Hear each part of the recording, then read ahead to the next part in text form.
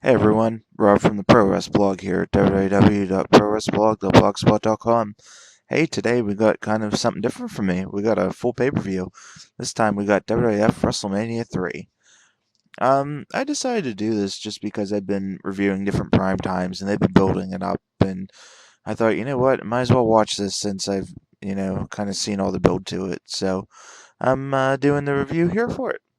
Alright, so let's talk about the show real quick. WrestleMania 3 happened in 1987, and it was obviously the third WrestleMania, and it's kind of known as one of the biggest wrestling events of all time. When people think of the height of wrestling's popularity, they usually think of WrestleMania 3.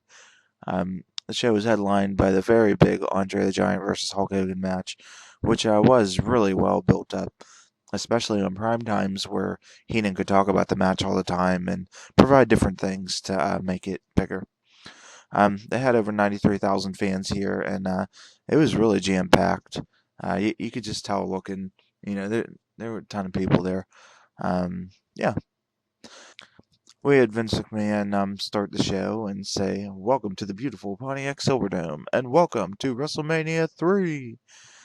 We also had Gorilla and Jesse there, along with Bob Uecker and Mary Hart, who were kind of the guest celebrities for the show. Both ended up doing a good job. We'll get into that later. They started off the show with Ace Cowboy Bob Orton and the Magnificent Morocco versus the Can-Am Connection. The Can-Ams were kind of going to be the new big babyface tag team in the WWF.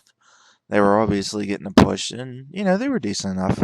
Not like super workers, but, they were your spunky, fast-paced babyface tag team. Orton and Morocco weren't really doing much at all. Morocco had definitely already had his push, and Orton, he's just, he was involved a lot in WrestleMania 1, so this was way down from his peak, barely opening the show and just making it. The match was mostly just a showcase for the Can-Ams. They got most of the offense here, and they did lots of drop kicks and arm drags and stuff like that. And the heels had to bounce around for them and stooge off for them. The Can-Ams ended up winning this one with a trip and a crossbody combo. Nothing wrong with it, just an opener to excite the crowd and stuff, and it was okay. Just too short though to really do anything. We had Hercules out for a promo next with Bobby Heenan. Hercules said, "It's just like thousands of years ago when I put down these chains and took out the pillars of Rome." Yeah, so Hercules was claiming that he was the real Hercules from mythical times and all that. So he was over 3,000 years old at this point. So yeah, Hercules, the world's oldest man. And Heenan said, "We're going to try to find out who the real master of the full Nelson is tonight at the Pontiac Silverdome." And they said, "And get it right, it's Billy Jerk Haynes." Because he always said that about Billy Jack Haynes. The next match was Billy Jack Haynes versus Hercules. I missed a little bit of this feud. I only caught what was on primetime, so I didn't see a lot of it. But the gist of it was, they wanted to see who had the better full Nelson. And in weeks leading up to it, Billy Jack fought various members of the Heenan family, and he'd usually get destroyed in various ways in 3-on-1 attacks. This one went to a double countout when both men were on the outside, and Billy Jack had Hercules in the full Nelson and wouldn't let go.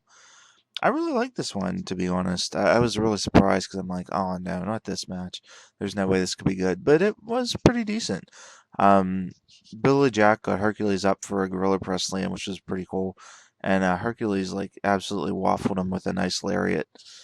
Um, I liked how they built up the full Nelson in here, and both men teased it and tried to get it on, and it ended up playing a big focus of the match.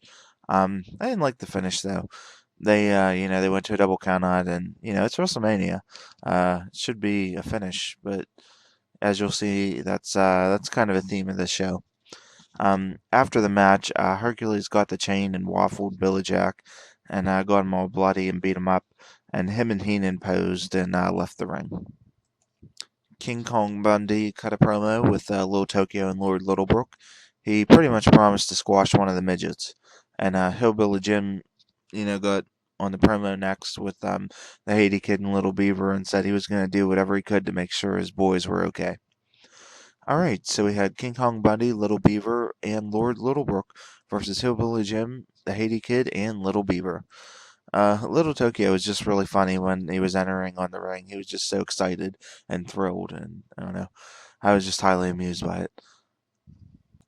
They had Bob Uecker out on commentary for this one, so that was perfect because he's kind of a funny man. So they did their little do-si-dos with Hillbilly Jim and the Haiti Kid, and yeah, they got to the match.